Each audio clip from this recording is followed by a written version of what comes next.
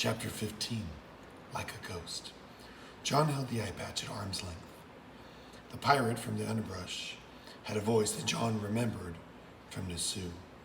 He was one of the pirates that had tried to rob him the night he found his mom. Definitely not somebody on Blackbird's crew. If John slipped the eye patch back on and returned to the Caribbean, at best, he'd be taken prisoner along with his mom.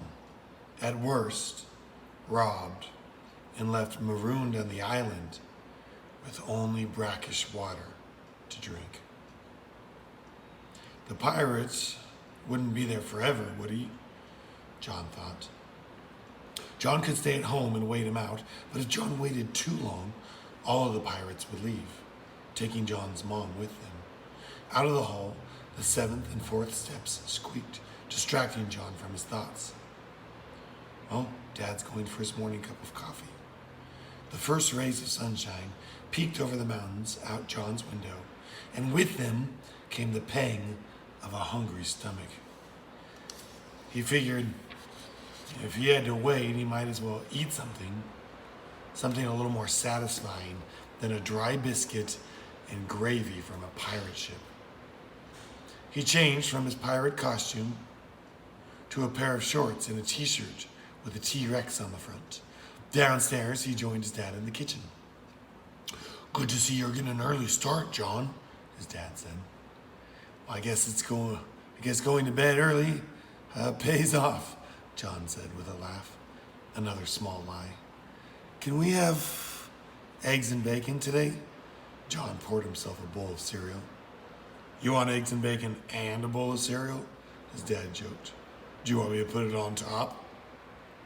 I guess I'm just hitting a growth spurt or something. I'm really hungry. Really, it was from all the running, all the climbing, and all the swimming he was doing in the Caribbean. Another growth spurt? It won't be long before you're taller than me, John. His dad smiled warmly and took the eggs and bacon out of the refrigerator. John sat at the table, eating a bowl of Captain Crunch, thinking about his mom on the rowboat with a flintlock pistol keeping her prisoner. Ordinary life seemed so safe compared to what he'd been doing lately. The sizzle and the smell of bacon made John hungrier than before, and when his dad plated him a breakfast, he chomped it down like he hadn't eaten in days, partially because of his hunger and partially because he looked at the clock and he saw almost half an hour had passed since he had come back home. I barely have enough time to get to the beach. John ate the last bite of bacon. Thanks, Dad. No problem. You want more? No. John bounced from foot to foot. He needed to get back. I'm going to go start on my essay for the academy. So that's the reason for the early start. His dad put a hand on John's shoulder. I'm proud of you, thinking about your future like this. I'm thinking about Mom, John thought. If you get stuck on anything, don't be afraid to ask me for help, his dad smiled. Okay, thanks, Dad. John speed walked through the house and up the stairs to his bedroom. If I do go back to the beach and the pirate is waiting, I have to be able to fight him off, John decided. But his dad didn't keep guns, and the closest thing John could get to a weapon was a kitchen knife, which would also raise suspicions with his dad. John wasn't sure what he could actually do against a full-grown pirate anyways. Maybe I just need to look tough. John changed to his pirate costume. This time he tucked his plastic flintlock pistol and plastic saber into his waist stash. They looked obviously fake to him, but would they be convincing at a distance? And would pirates even know what plastic is? If rubber shoes haven't been invented, John was sure that plastic toys hadn't been either. He went to the bathroom to look at himself in the mirror without the deepest tan, beard, and general grisly look of a pirate. John doubted anyone would consider him tough looking. War paint. That's what he'll do, he decided. His plainclothes bin was full of odds and ends from Halloween costumes, including a set of Army Man camouflage. He applied green, brown, black paint to his face, neck, and arms, just like an army commando would wear. The white pirate shirt was too bright. It would make hiding harder. He changed out of it, opting for a black shirt with a glow-in-the-dark skeleton dancing on the front. He smeared face paint over the glow-in-the-dark skeleton to hide it. Looking at himself now in the mirror, John didn't see a cabin boy, but a warrior ready to save his mom. Time for the eye patch. John returned to the beach and quickly scampered into the nearby underbrush, hiding in a patch of thick beach grass. He looked around and listened, but there didn't seem to be any pirates nearby. With the sun nearly at noon, John's black clothes were less stealthy than he would have homed them to be. Have to keep hidden, he thought.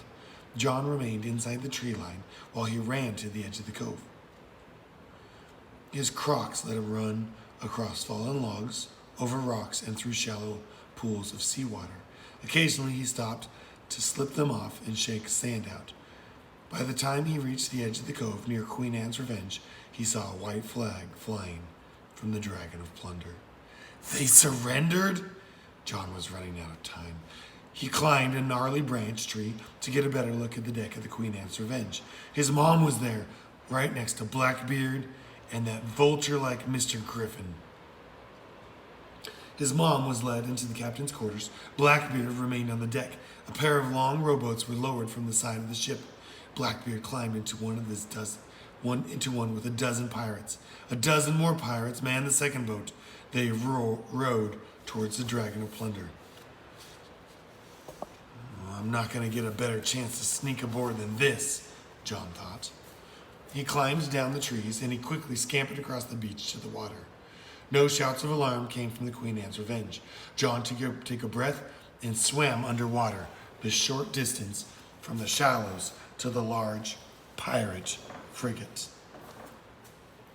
He found the same net rigging that Blackbeard and his crew had used to climb down from the ship, and he went the opposite direction they had gone. He climbed up. It was a much bigger ship than Blackbird's. Halfway up, there were 2 rows of gun ports, a gun deck. He paused and he looked at one of the gun ports. There didn't seem to be anyone inside, but John did hear voices from the deck above him.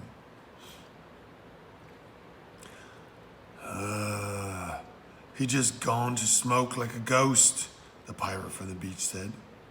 There's no such thing as ghosts, another said. Trust to me, aye. He be there, and me say hello, and then he vanished, the first pirate said. They're talking about me, John realized. Not wanting to risk being exposed on the main deck, John crawled through the gun ports into the cannon deck. Inside was a partial gloom. Light streamed in from a couple open gun ports. John crouched next to a cannon, and he just listened. No voices. He moved as quiet as he could from the cannon to a loose pile of rope where he hid and listened again. Nothing but the groan of the timbers shifting in the gentle tide. He looked down. The face paint had washed off his shirt. Oh no, John was glowing in the dark. I'll be seen for sure. He waited and listened, but he didn't hear any footsteps or voices in the gun deck. He looked around in the gloom and saw a ladder leading up. His mom had been taken to the captain's quarters. That would be off the main deck, 1 level above where John was. After another glance around to be sure he was alone, John scampered across the room to the ladder leading up. How would he slip past the pirates he'd heard up there in the bright daylight? He pushed at the hatch, finding it heavier than he first expected. He put his shoulder against it, and he pushed with all of his might, raising the hatch enough to peek out. The pirates he'd heard earlier clustered around 2 of the cannons on the side of the ship. John listened and watched. Just keep your eyes on that ship. They try to hide any trickery. Send them to Davy Jones, one of the pirates said. His companions cheered in agreement. As long as they keep looking at the Dragon of Plunder, John pushed again, opening the hatch wide enough he could squirm through the gap to the main deck. He kept a hand on the hatch and he lowered it. He closed it behind himself. He glanced at the captain's quarters. What if there's like a dozen pirates inside? But John only remembered his mom and Mr. Griffin going into the captain's quarters. He knew he had to be brave for his mom. He pulled his plastic flintlock pistol from his sash. He opened the door. He stepped inside, and he closed the door behind himself. His mom was tied to a chair in the middle of the cabin.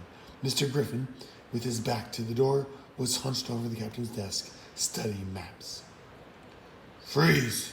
John pointed the flintlock pistol at Mr. Griffin. The hunchbacked pirate slowly turned from the table. Freeze? You mean like ice? He made a face of disgust. What's all over your face? War paint. John's cheeks were tight from the war paint drying. John's mom rolled her eyes. Now don't move and put your hands in the air. John kept a toy gun pointed at the pirate. Mr. Griffin looked at the pistol and frowned. Oh no, he can tell it's fake, John worried. The pirate seemed to chew on his cheek for a moment. Who gave a kid like you a gun anyways? He fell for it, John squinted. I took it so I could rescue my mom. Don't make me use it. Do you even know how a gun works? Mr. Griffin asked. You saw me fire the cannon at Blackbeard's tower. Fine. Mr. Griffin slunk away from John, holding his hands up, palms out. Just don't shoot. Mom, are you okay? John asked. John, you shouldn't have, she said. I know. You want me safe. John tried to untie the knots, binding his mom's wrist. No use. You'll have to cut them, his mom said. Where's the knife? From across the room, Mr. Griffin said, What? That cutlass of yours? That sword won't work? John glanced down at the play sword tucked in his sash. No, it won't. Well, he couldn't tell the pirate that. I'd hate to dull my blade, putting it to a rope. A good excuse, John thought. There, on the table, John's mom nodded towards a gleaming knife. John picked it up with one hand and kept the plastic toy flintlock aimed at Mr. Griffin. With only one hand, John wasn't able to get a good angle to cut the ropes. Just put it in my hand, his mom said. He handed her the knife. She saw the rope while John kept his attention on Mr. Griffin. As soon as the ropes broke free from John's mom's wrist, she leapt to her feet and she grabbed a beam of wood to secure across the door, which locked the three of them into the cabin.